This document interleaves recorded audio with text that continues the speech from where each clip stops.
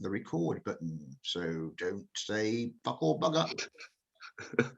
Okay, okay. God damn, I'm so nervous. Okay, Yeah, it's like a job interview. It's great. yeah, just a little bit. Okay, Karl, first of all, I would like to tell you that I was really looking forward to our conversation because your voice has been with me constantly since the 80s and it has always been one of my favorites. Hand on heart, how much do you enjoy having such cult status?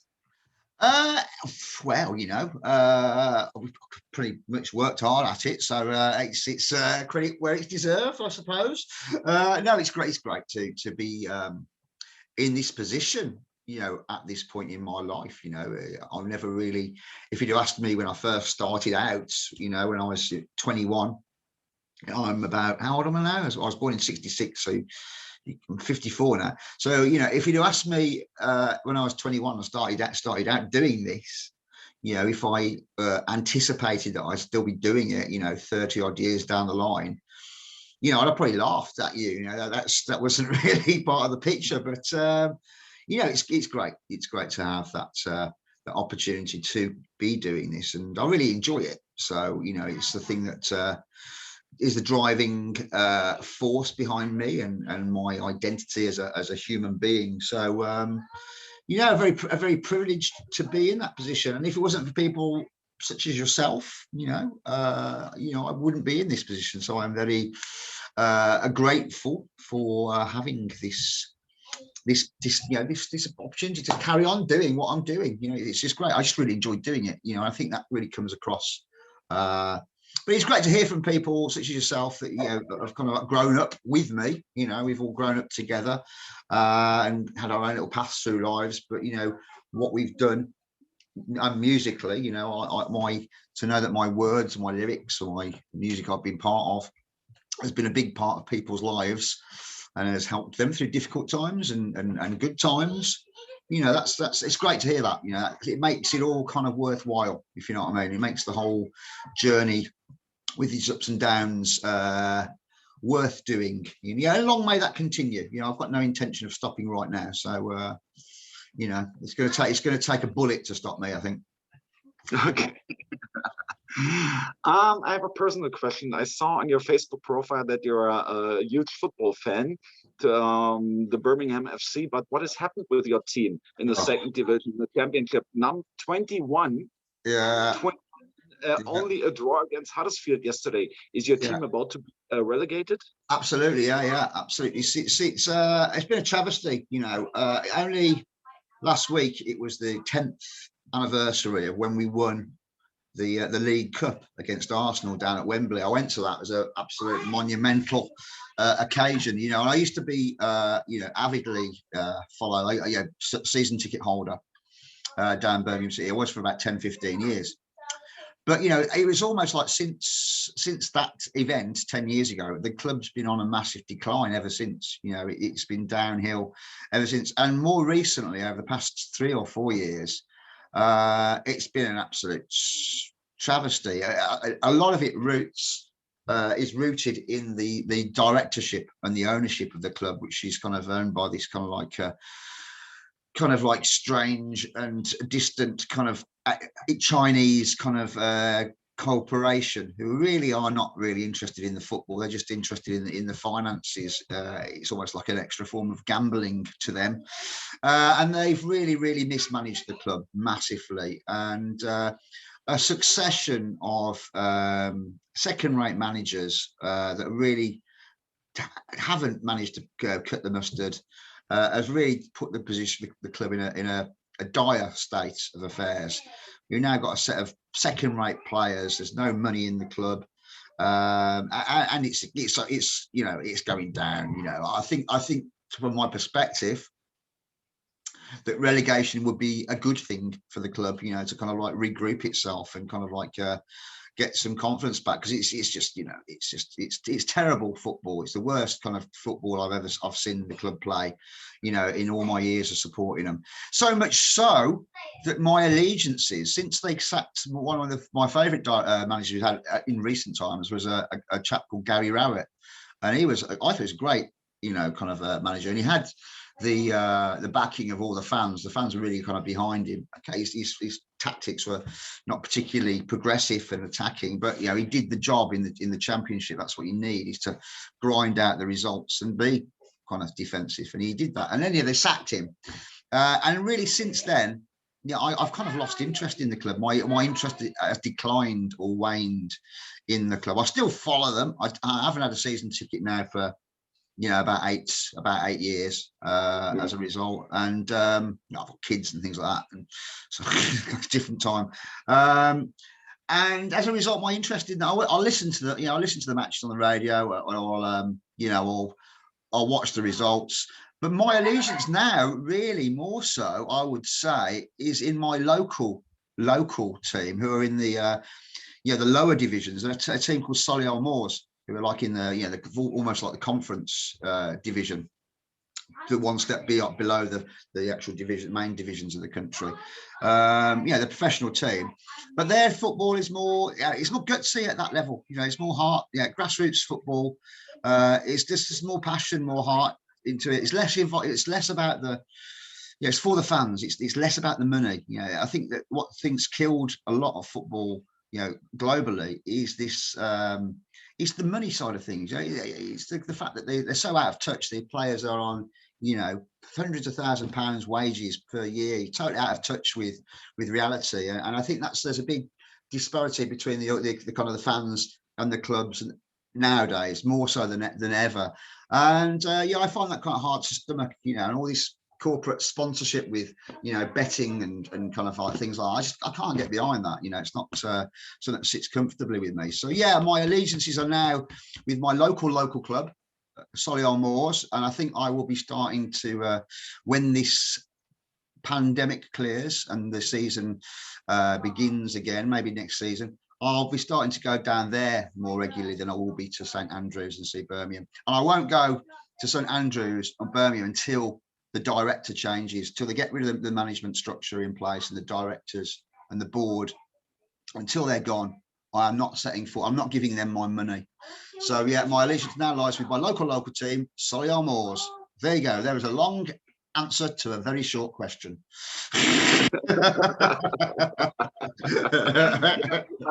But Florian told me that you are speaking a lot. Oh yeah. If I tell you what, if speaking was a national sport, I'd be the cup winner. I tell you, I would. And usually the way interviews go, so you ask me a question, I end up speaking constantly for about 45 minutes. And then at the end of it, go, yeah, okay, have you got any other questions? And you're going to go, well, no, I think you've answered them all in one. I'll try and be a little bit more succinct. Okay. Now, the second one is, in contrast to your team that we talk about, MEMORIAM are knocking on the Champions League places, in my opinion. Yeah. Do you agree with me when I put forward the thesis that you finally swam free to the end and silenced all the people who compared you to your former band? Yeah, absolutely. Well, I mean, it comes with the turf, doesn't it? It comes with the territory. I like the way you kind of you flip the football analogy there. That was quite good. But yeah, I mean, that is something that's it's always going to happen, because that's where my heritage is and that's where I've come from, and so with the other guys in their bands, and it's just natural for people to do that. It's bloody annoying, and it's almost you're damned if you do and you're damned if you don't. You kind of, there's people criticizing, saying, we don't like them because they sound too much like, X, Y, Z, or we don't like them because they don't sound enough like X, Y, Z. So it's like a debate or an argument, a discourse that you can never win. You can't keep people happy. So the bottom line is that we just remain focused on what we are doing ourselves, and we just do what we want to do for ourselves. We've kind of worked hard, I think, to try and define our sound and do something different from the word go. We didn't want to just be a carbon copy of the bands we were in previously. It would have been easy to do that. in many respects, but it's not what we wanted to do. We wanted to create something new. We wanted to create something that had its own entity and its own identity. So, we've done that. The first couple of albums, we were kind of finding our way. That's always the way with bands, whatever their background is or whatever it is. It always takes a few albums for you to find your space and create that kind of identity of what you're about, and gel as a band musically wise. And I think we did that, fairly successfully. We could always try to experiment and try out new ideas and try new things. Some of them work, some of them don't, but we're prepared to do that. That's for me, it's part of what the creativity of being in a band is all about, is trying out different things and working on ideas. And I think by the third album, we pretty much defined the sound of Memoriam and what we were trying to achieve with the band. I think that what really made the big difference and was almost the missing piece in the jigsaw was Parlour Studios and Russ Russell getting involved as a producer, because he really understood or understands what we're trying to do. And with his involvement, I think we really kind of we set the blueprint up for the Memoriam kind of sound. And with the last album, I think, we achieved that. And we could have very easily gone on and done this fourth album, could have very easily been a Requiem for Mankind Part 2. We could have followed that. But we wanted to continue that kind of gut feeling of creativity and try out new things and test new ideas.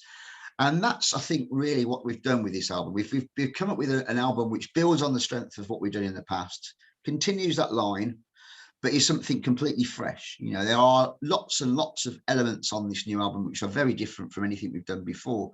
I think the key word to this album is the word diversity. There's lots of different things going on. And so but say, what, we're always going to get that comparison. It's natural. And it's something that I've kind of got to learn to live with. But I kind of now, 4 years down the line, it does get a bit weary. A bit wearisome, kind of like people continually going on about it. Without being rude, because I do understand this, but that my former band does have a special place in a lot of people's hearts. It does in mine. But it's done. Get over it. Move on. I'm trying to. Please do so yourselves. Enjoy what we've got. Well, enjoy the moment while it's here. Stop looking to the past all the time, and look to the future and embrace what's happening now and what's going to happen in the future. So that's where I'm at right now. It's an interesting position, but without that, without everything that's gone on in the past, I wouldn't be able to do this now. I'm aware of that. And so I'm proud of my heritage and what I've achieved in the past, but I'm also very proud of what we've managed to achieve in the past few years with Memoriam as well. Absolutely right. In the run up to the recordings, there was a change on drums. Andrew Whale got out and was replaced by the secular drummer Spikey T. Smith. Yeah. Why? I have say, however, that I think his play on the album is absolutely awesome. We've got a new drummer. Well spotted. It's crazy, really. Wales my best mate. He always has been. Always will be. One of the reasons, documented one of the reasons I kind of started doing Memoriam in the first place was the opportunity to work with him again. But basically he had to step down from the drum stool because he developed this kind of muscle kind of like repetitive strain kind of injury type thing called rotor cuff, which is quite common apparently with drummers. It's attributed to years of playing fairly intense drumming style. It's an age thing as well, obviously. That's because we were knocking on a bit, and also he's physical. His day job's pretty physical. He's climbing up and down ladders and fixing alarms and things like that. So it's all had this cumulative effect of knackering up his shoulder. So he found that he was finding it difficult to maintain drumming for an extended period of time. He kept on losing grip and dropping his sticks, which is not a good thing for a drummer to do. So so as a result of that, he made the conscious decision that he needed to kind of step down from the drum stool and concentrate on getting his health and his fitness back, which he's doing. He's doing that. He's been doing some stuff with with his other band Darken, which seems to be going really well, which is good, and he's going to continue doing that.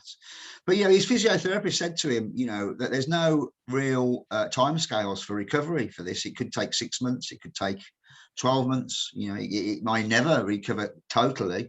So he's had to adjust to that, and he's concentrating now on just getting himself back in line. And who knows what the future holds. I'd like to think that maybe at some point in the future our musical paths will cross, whether that we be with Memoriam or with something else. We're definitely going to be doing something well in the future. But at this point, we have recruited former Sacrilege drummer, and to name just one of the bands that he's been involved in. His resume is extensive, and it contains a lot of bands which I highly admire. He's been involved with bands like The Damned. He played with them live. The key tick in the box for me was he's played live with Killing Joke, who are my favorite band. So we approached him. We found out that Whale couldn't do it pretty late in the day. It was around about August time, and we were due in the studio in October. So we only had kind of 8 weeks in the middle of a pandemic to get it all together and get him involved. But he was the first choice. He's worked with Frank, obviously, in Sacrilege. He's got a similar kind of ethos and mindset as us, same kind of age group, which kind of all these factors really help. And so we approached him, we asked him, and he said, yeah, he'd do it. We got him down. We only had 2 rehearsals together before we went into the studio.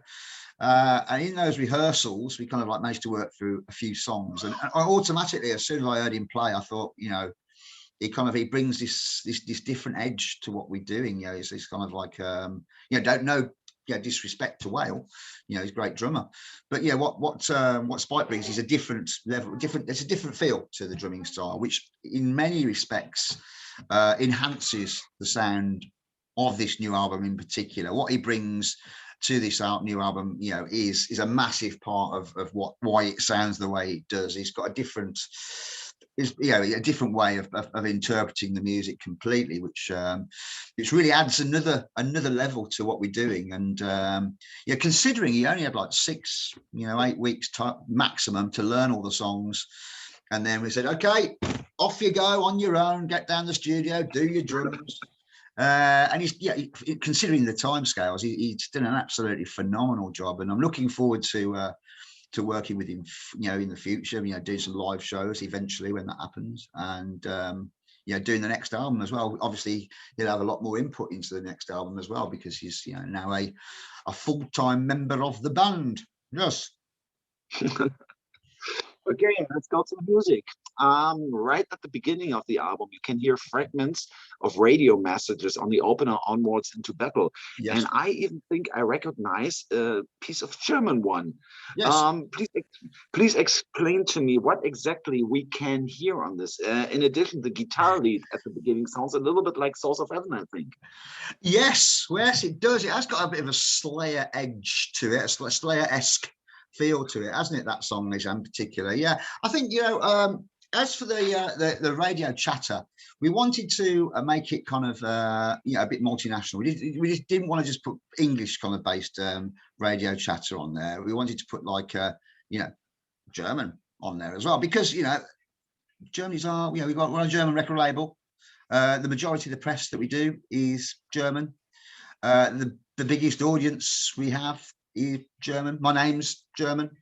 We have a strong affinity to your country, so we want to have some balance. So it's all world, all radio chatter from the Luftwaffe and from the Royal Air Force. It's all radio chatter from off that, which links into the Spitfire fly past, which also it links into the imagery we've used on our photo shoot as well. So it all ties in nicely. And the first song off the album, Onwards into Battle, as the first digital single we released a few weeks back now, which has, you know, gone down really, really well. We're kind of like really so not surprised, but really pleased with the way that that's been received.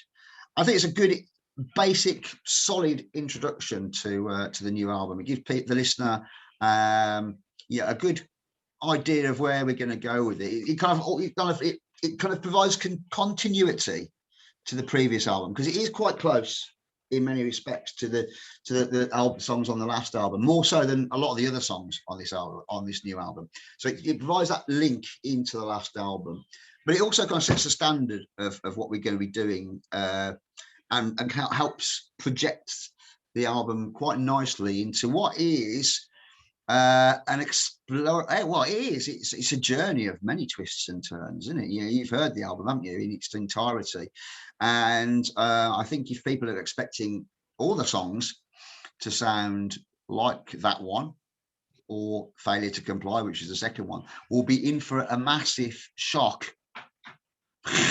In a good way, hopefully, because there's so many different things that we've never tried before, you know, and yeah, for example, I can specifically point to a few songs as a point of example. So, for example, it's Each Step One Closer to the Grave. One of my favorite. That's a little bit more. That's a little bit more doom. That's that is a total epic doom song, which something we've never done before. Yeah, I do like my doom metal. Never done anything like that before. Then you have Wake and Stare with thrash metal. So many thrash metal riffs on it. Absolutely, yeah, very, very thrash. And then we got like we got the Mass Psychosis, which has got an almost industrial Killing Joke. That's also one of my next questions, because I didn't understand the song as well, because it didn't fit so well in the rest of the album, in my opinion. Yeah, it's something else we tried. Yeah, we wanted to try and put a different level, many different levels in there. Yeah, my favorite band in the world, on the planet, is Killing Joke. So Scott was always aware that I wanted to do a song in that vein, and so he wrote that riff, and it was great, it was solid, but once we added Spike into the equation with his direct connection to Killing Joke, he again added this whole new tribal kind of aspect to it, which really pulls it out. So much so that, when we're in the studio, one of our mates, Shane Embry from Napalm, he popped down to the studio and had a listen through, and that was his standout favorite track off the album. So yeah, I think that's what it is. I mean, whenever I do interviews, I always ask the interviewer at the end what's their favorite track off the album, and virtually every person I ask comes up with a different song, and I think that's great. But for me personally, my favorite track off the album is the last track, As My Heart Grows Cold. That's my personal favorite song, because it's just an epic story of sort of life, really, of joy and sorrow, and it's got a kind of big kind of feel to it. It's got a huge sound to it, and so yeah, I'm particularly proud of that song. It's probably my favorite song, most favorite song I've ever recorded to date. So yeah, there's lots of things on there, lots of tones and textures and feels, something for everybody. Yeah. And when you ask me about my favorite song, for me it's a Failure to Comply, because your voice is absolutely outstanding there. It sounds a little bit like melodic. It's not so like these growls that you have in the past. It's more melodic in the refrain, and that was absolutely surprising. Yeah. I mean, that came out with the passion of the song, I think. Really, one of the big inputs of this album is the fact that as a result of COVID, we had very little to do this year apart from focus on doing this album. So normally you're playing gigs, you're rehearsing for gigs, you're doing gigs, and then you've got an album to do. You kind of shut up shop, and then you concentrate on doing an album for 4 weeks before you go and record it, and then you're in, and therefore, as a result of that, the lyrics always come after the music for me. So very often the lyrics that I'm writing are being written as I'm recording them in the studio, or very, very much at the last minute. But this time around, the music was all done by June, July time. which gave me loads of time to write the lyrics. So, you know, kind of I spent ages kind of writing them and rewriting them until I was entirely happy with them. We also managed to get it over to Scott's house, to his studio, Riff Central, and demo the lyrics, which was great. I've never had that opportunity to do that ever before in my life, and it was brilliant because it gave me the time, it gave me a chance to try out different things and different deliveries and structures and timings.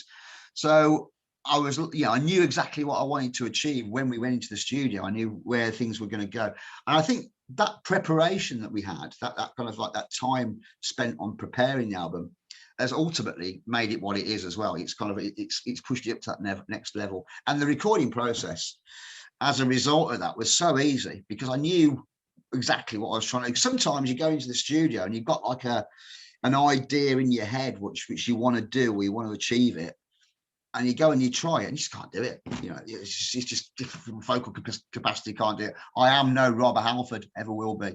But yeah, sometimes you've got these ideas that you think that's going to be great. You try it, it sounds shit. So you have to rework it. But this time around, it was all planned in advance, and I knew exactly what to do. And I think that's what's came. That's how I've developed these kind of vocal patterns and delivery styles that kind of jump out on this album, which make it what it is. So yeah, very pleased with the way it's all come together. You have talked about a little bit about your lyrics. War has always been a central theme in your lyrics. Do you find it sad that there is still so much inspiration for your lyrics in the world? Yeah, it's weird you say that, because, you know, I said previously, I said I had plenty of time to write lyrics, and so I did. You know, I spent, you know, from you know, July time onwards, I had time to write lyrics. So I wrote the first draft set of lyrics to the album, and I kind of like put them down, read them through, and thought, well, they're good, but they're all completely overtly political. Every single set of lyrics, because yeah, I was very much aware of the moment, you know, the whole issue that was going on a global basis with the rampant rise of nationalism and you know, the racism that's in the world, the whole Black Lives Matter affair in America, the, you know, Trumpism here in the UK, you know, issues such as Brexit, and all these kind of like things were in the forefront of my mind when I was writing these lyrics. So, you know, I basically came out with 9 sets of lyrics that were, you know, pretty overtly political. And if we were going to be recording the following week, that's what you'd have got, which is fine. You know, yeah, Failure to Comply came out of that set of lyrics, you know, and there's a couple of other songs that were there. But I didn't want to do that. You know, I wanted some balance. You know, as you said, you know, I'm well known for writing songs that have got inspired by the whole concept of war. You know, never really kind of glorifying it or decrying it. Just, yeah, as a matter of fact, songs about, well, in fact, I can ship those lyrics. I can do them in my sleep. I've been doing it for the past 30 years. They are easy. But yeah, it's kind of what's expected to a certain extent. So what I did with this whole 9 set of lyrics that were good, but, you know, overtly political, I kind of drew out the best 3 or 4 of those that I wanted to retain, and then I rewrote the rest of them, which made it strong. So I kind of invested the kind of like the war theme back into it, because yeah, that's what people expect, you know. And yeah, I don't want to disappoint people. I want to continue that thread, and it helps tie it into what we've done previously. So I wrote a few songs that had that overtly war kind of like thing. So, you know, Onwards Into Battle came out of that rewrites, and This War Is Won, things like that. Those songs, which are about war, but they're also about life as well. There's a kind of about a connotation there between the two. You know, war is life in many respects. You know, the battle of everyday existence, striving to survive. But also I managed to write these lyrics that were about just life in general, and I think they're the ones that I find the most rewarding, you know, the ones that are kind of all about the journey of life. And, you know, I think I can only rewrite those now at this point in my life, because, yeah, I've been through, you know, 30 odd years of doing this, so I can actually kind of like write about experience and the joys and the sorrows and the ups and downs. And I think that's what the songs for me, they're the strongest ones, because they're the ones that people can relate to. directly, because we've all been through these experiences, and we can all, you know, draw out our own kind of like references to things that you've experienced, you know, yourself, you know, that I've experienced, that are different, but you know, in the same, yeah, the same experience, but experienced in a different way, in your own way.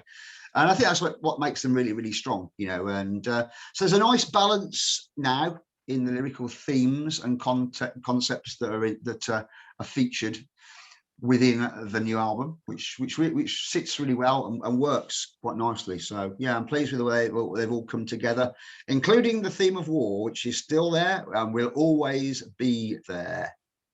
Yeah, absolutely. Yeah, for the album cover, we worked again with Dan Seagrave, who has his third spring, in my opinion. For me, as a death metal fan since the 80s, the man is simply indispensable, and I love his work. How should feel the same way, right?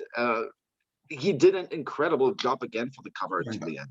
Was that your lad in the background? I think it was my son. Yeah. Hello, son. I think he goes on a balcony, gets a beer or something like that. Okay, get me one. Yeah, Dan Seagrave, you know, ultimate professional. Get the beer. Sorry. Just get the beer in, will you? Yeah, I mean, that's it. We had to use Dan, really, because you know, he kind of tells his story, you know, which we did with the first three albums.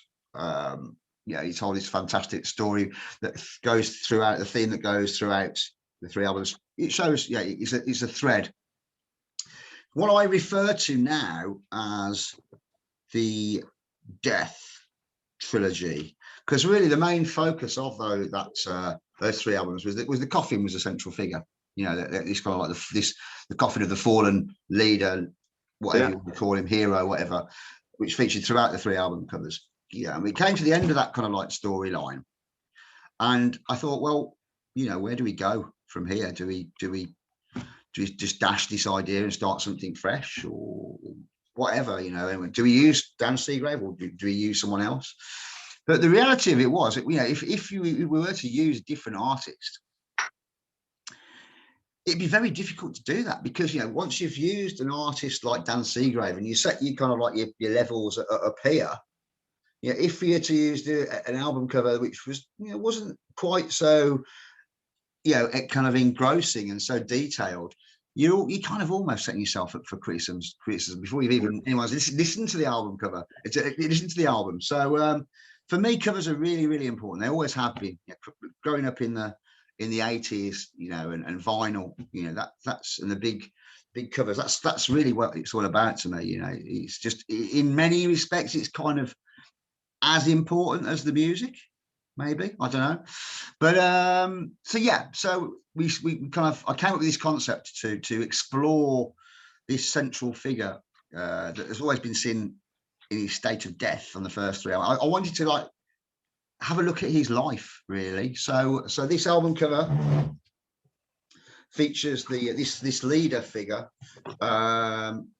in the it's a prequel, basically. This is the point in time just before the first album, For the Fallen. So for the Fallen, you see him dead, being carried across the battlefield. This is the battle beforehand, which he's leading his troops into.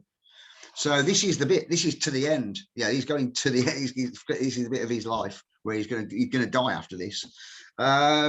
So that's what it is. And this new kind of like concept that I've got in place, which is going to be another trilogy, another 3 albums in the offing, which is I refer to now as the life cycle.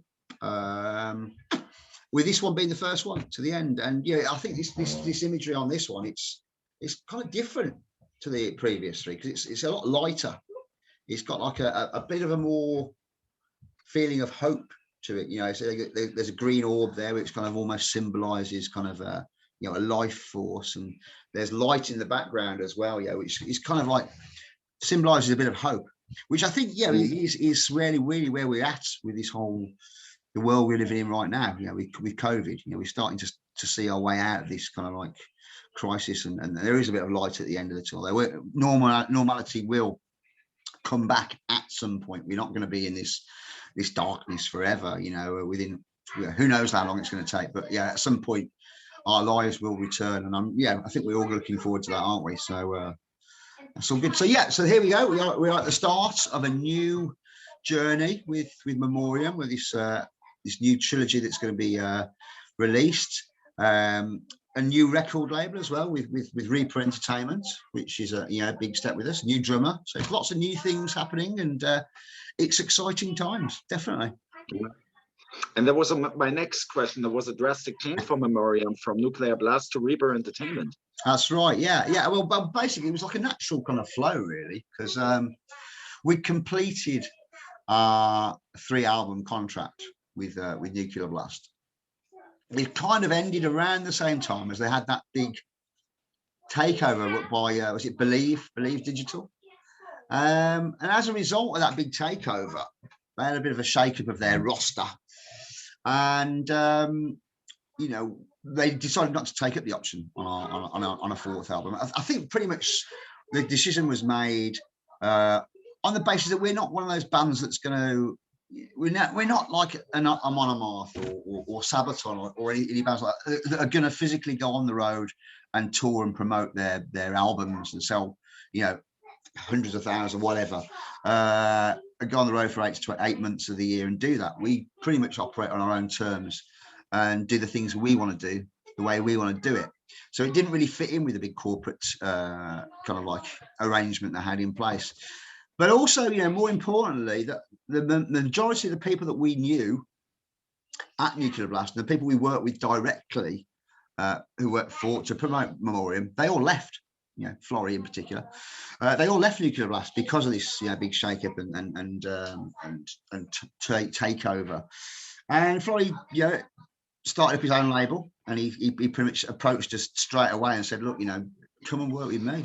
It'll be the same as what it was previously." And we really get on with Florrie. He's a top bloke, and it's worked really, really well for us, because now, rather than being a small fish in a rather large pond, no disrespect to Nuclear Blast, they're a great label, but their turnover, their churn of releases is monumental. You're talking 3 or 4 albums a week. Whereas with Reaper, now we could be considered to be a rather larger fish in a smaller pond, which suits us fine. Reaper's concentrating on the quality rather than the quantity. So he's kind of like, putting a lot of effort into maybe doing 2 or 3 releases a month, as opposed to 2 or 3 releases a week. And I think that's really paying off for us, really. We've got a great relationship with the label, and we're looking forward to working with them again for the next couple of albums as well. So yeah, it's all working out well for us. Great days, happy days. Okay, the album was produced by Russ Russell, and I think he did a hell of a job, because the sound doesn't necessarily immediately suggest Russell as a producer. What do you think about that? Yeah, I think he was aware that he didn't. Well, basically, we were the first band into his new studio for a start. He's totally revamped his studio and all his equipment wise. So we were almost a bit of a guinea pig in many respects.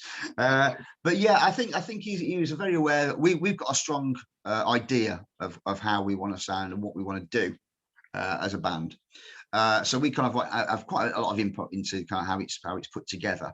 And I think he's kind of aware that his input needs to be. It was kind of like we've taken aback a bit, really, and took a bit of a less involved, because he knows we know what we're doing now. So he was there to just help tweak things and suggest a few ideas. But yeah, I mean, yeah, I think you can still tell it's got Russ's touch to it, but only because I know what he's done. I know exactly what he's done to the album to make it what it is. But yeah, we're really, really pleased the way it's all come together. 1 second, hold the line. I need a piss. No problem.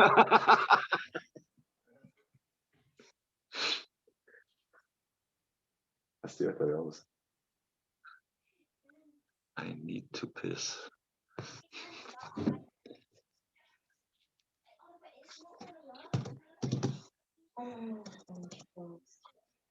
Das Mikro ist an.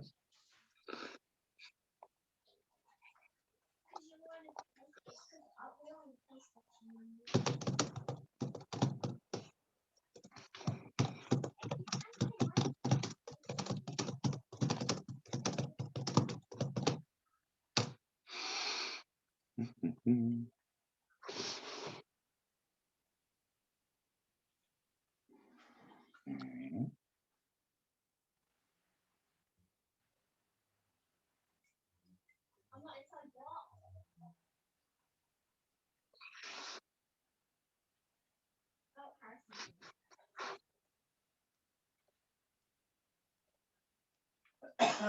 Right, I'm back. I'm back.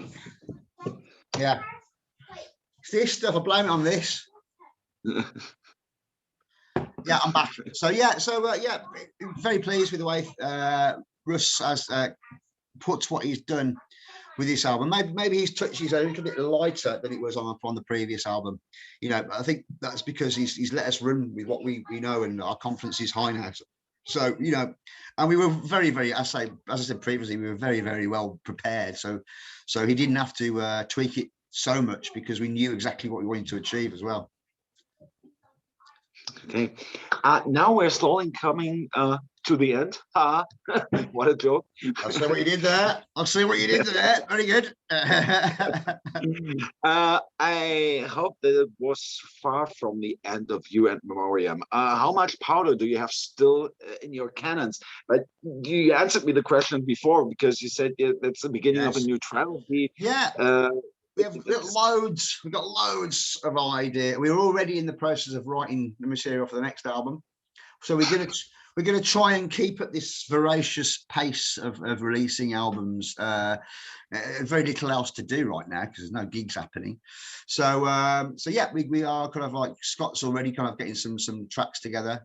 He's got 4 or 5 songs roughly worked out, which I had to listen to just the other night. I went over to his studio and had to listen through those. You know, we kind of keeping ourselves busy.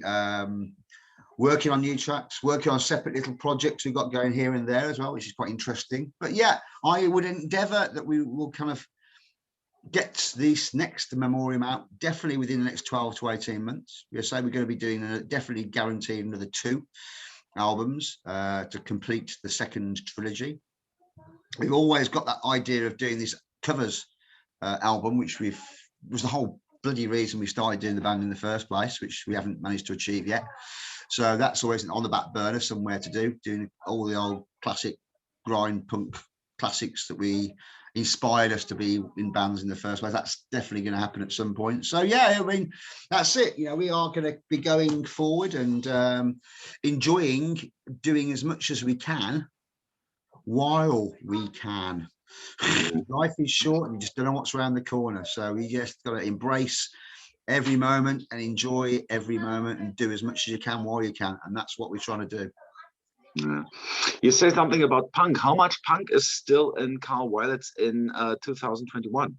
Yeah, it's the thing that's the thing that got me going in the first place. You know, so I'm constantly referring back to the old kind of like, you know, old Anti-Sect, Axe Grinder, Amoebics, all those kind of like bands, Sacrilege in particular. You know, all those kind of the bands that inspired me to want to do it in the first place. I always go back to that kind of stuff. You know, that's the kind of stuff I listen to still. I'm kind of pretty much stuck in the 80s when it comes to music. But yeah, it's formed a large part of who I am as a person, part of my identity. You know, and that still remains. That still remains. That'll always be there, I think. Okay. So you answer all my questions. Absolutely great. I hope it was not boring for you. No, it was great. You know, and in fact, you know, I really enjoyed your review the other day. That was good. Thank you very much for that. So nice one. I didn't wrote it. It was my colleague Patrick. Right. Well, he's doing a great job on that. Tell him many thanks for that. Yeah, I do. It's a glowingly good report, and you know, hopefully when all this passes, we have still got kind of gigs lined up that haven't been cancelled, which are, you know, in July, August time. So you never know. Our paths may very well cross later on this year, and we can hook up together and share a pint or 2 together. That'd be good. I hope so. We've done it in the past. I think it was at the Partisan Festival several years ago. I enjoyed Partisan. Yeah, always good, always good. But yeah, so yeah, I look forward to our paths crossing on down the line, and keep on keeping on. And thank you very for much. your time. As I say, I will now terminate this call, and I will save this Zoom thing. And I will transfer it over to you within the next 30 minutes. You have my email address? Yes. Great. So thank you very much, Karl. It was an absolutely pleasure for me and a total experience. The first time with Zoom. I enjoyed. Well, you are now a Zoom virgin. It's always nice. Thank you very much. It's the future. I hope not. Personally, it's much better. Yeah, absolutely. Yeah. I look forward to those days. Pleasure talking to you, my friend. You take care. Yeah. Okay. Bye-bye. Good night.